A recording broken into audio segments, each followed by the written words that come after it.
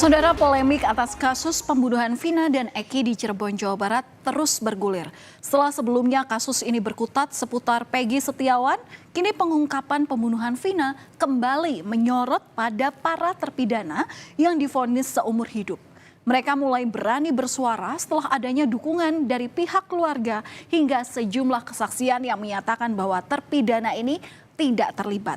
Apa yang menjadi bukti kuat hingga akhirnya para terpidana mulai membantah terlibat pembunuhan Vina dan Eki? Ya, saudara, semua ini bermula dari mantan terpidana Saka Tatal yang terus mencari keadilan. Saka yang kini telah bebas ingin mengembalikan nama baiknya dengan dalih tak pernah terlibat dalam kasus ini. Baru-baru ini didampingi oleh kuasa hukumnya, Saka akan mengajukan peninjauan kembali. Keseriusan Saka ini ditunjukkan dengan permintaan salinan kasasi di Pengadilan Negeri Cirebon, Jawa Barat.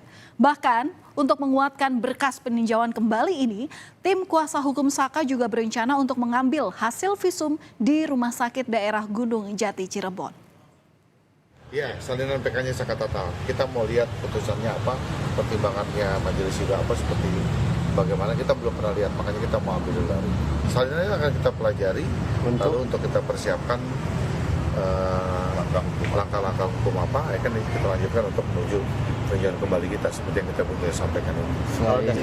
Ibunya mau ngambil visum juga di peninjauan? Iya, rencana iya. Hari ini juga, Bang? Iya, rencananya ya. Para terpidana yang divonis seumur hidup penjara ini mulai berharap kebebasan. Sorotan publik terhadap kasus pembunuhan Vina dan Eki ini membuat mereka ikut mengungkap fakta yang sebenarnya. Hal ini didukung oleh orang tua hingga sejumlah teman yang menjadi saksi dalam kasus pembunuhan Vina. Ketakutan yang selama ini dirasakan kini berubah menjadi keberanian untuk mengungkapkan kejujuran. Rasa iba hingga penyesalan membuat sejumlah saksi, terutama teman terpidana, mulai mengubah berita acara pemeriksaan. Salah satu perubahan berita acara pemeriksaan oleh teman-teman terpidana pembunuhan Vina adalah posisi mereka saat peristiwa ini terjadi 8 tahun silam. Mereka mengaku bersama para terpidana ini saat kejadian tidur atau menginap di rumah Pak RT saat kejadian 27 Agustus 2016. Hal ini sebetulnya saudara juga sudah pernah diungkapkan oleh para terpidana hingga berupaya untuk mengubah BAP.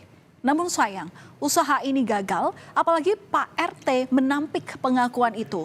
Hingga akhirnya para terpidana dalam BAP ini tertulis saat kejadian ada di tempat kejadian perkara. Bahkan turut melakukan penganiayaan serta pemerkosaan hingga korban meninggal dunia.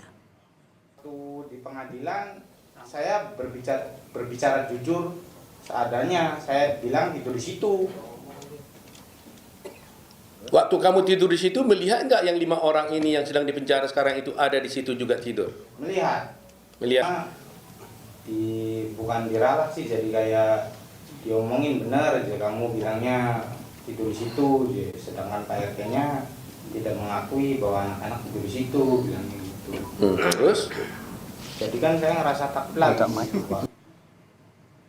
Saudara, bahkan para terpidana ini mengaku tak bisa berbuat banyak atas apa yang dituduhkan kepada mereka.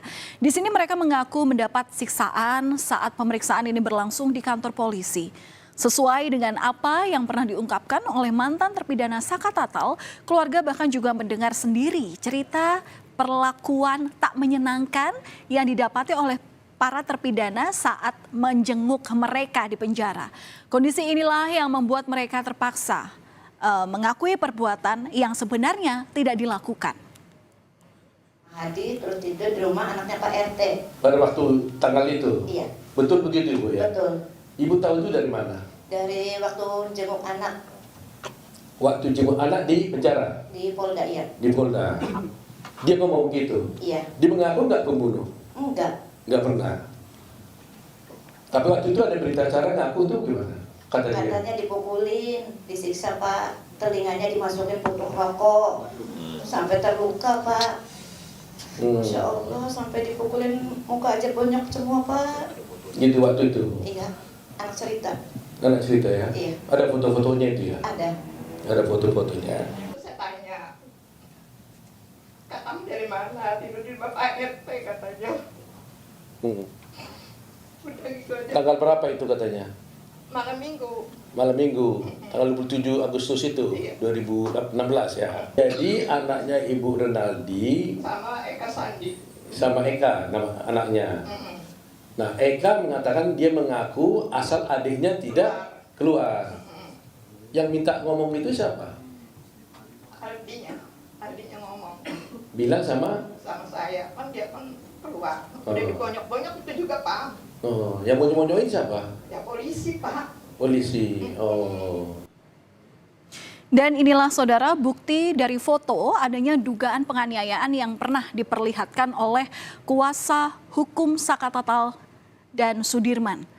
Kami sengaja menyamarkan foto ini saudara karena mengandung unsur kengerian. Namun polisi menjelaskan bahwa penganiayaan ini bukan dilakukan oleh polisi.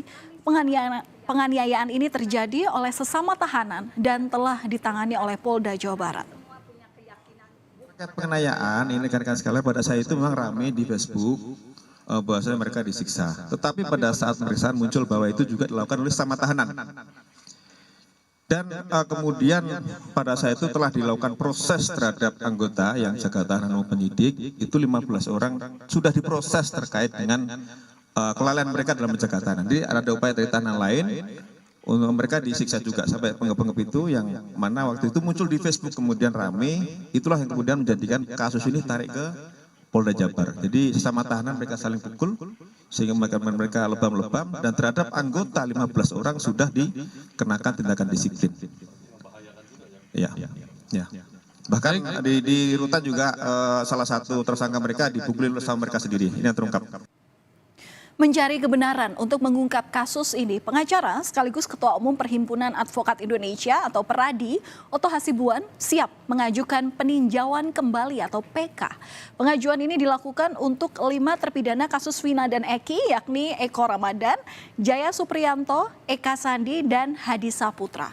Oto menemukan adanya kejanggalan mulai dari keberadaan 5 terpidana hingga keberadaan daftar pencarian orang Andi dan Dani yang kemudian dinyatakan fiktif oleh kepolisian.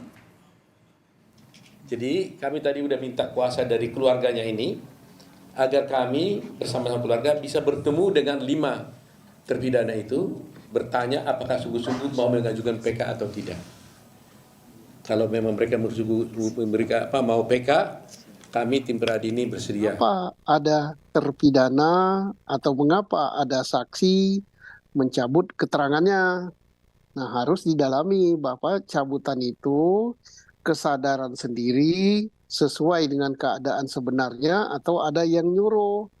Kalau itu kesadaran sendiri dan mengatakan keterangan yang dulu tidak cocok dengan keadaan sebenarnya, maka internal Polri, ya Polri yang bagian mengaudit perkara ini harus bekerja lebih dalam lagi, yaitu apa penyebabnya. Setelah tahu penyebabnya, maka itu untuk perbaikan-perbaikan di dalam tubuh Polri.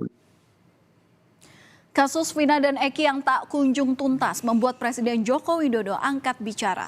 Beberapa waktu lalu, Presiden Joko Widodo memerintahkan Kapolri, Jenderal Listio Sigit Prabowo untuk mengusut tuntas atas kasus pembunuhan Vina dan Eki di Cirebon secara transparan tanpa ada yang ditutup-tutupi. Karopenmas Mabes Polri, Brigjen Trunoyudo Wisnu Anggoro ini memastikan Polri serius untuk menangani kasus pembunuhan Vina di Cirebon. Trunoyudo menyebut penyidik Polda Jawa Barat sedang fokus mengumpulkan alat-alat bukti dan pemeriksaan saksi-saksi agar bisa dipertanggungjawabkan di pengadilan. Polri juga terbuka pada informasi dan masukan dari masyarakat untuk membuat terang atas kasus Vina. Asalkan pelapor mau mencantumkan identitasnya dengan jelas supaya polisi mampu melakukan analisis lanjutan. Teman-teman, kami sudah diawasi, kita sudah berkoordinasi dengan Komnas HAM. Komnas HAM sudah mendatangi penyidik dalam hal Direktur Reserse Kriminal Umum. Kemudian juga ada Kompolnas, kemudian juga ada teman-teman media. Tadi yang disampaikan terakhir, diksi yang disampaikan, sebenarnya makanya itu saya menyampaikan mari kita berikan informasi yang informatif dari orang yang tidak tahu menjadi tahu dengan kebenaran.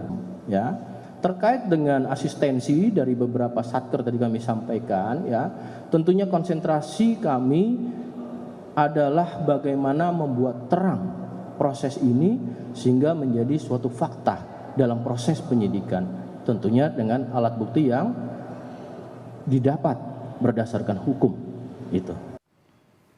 Saudara, hingga saat ini penyidik Polda Jawa Barat telah memeriksa sedikitnya 68 saksi. Seluruh bukti dari keterangan para saksi ini akan digunakan untuk mengusut tuntas kasus pembunuhan Vina dan Eki. Polisi bahkan membuka dan menerima apabila ada informasi yang berkaitan dengan kasus ini.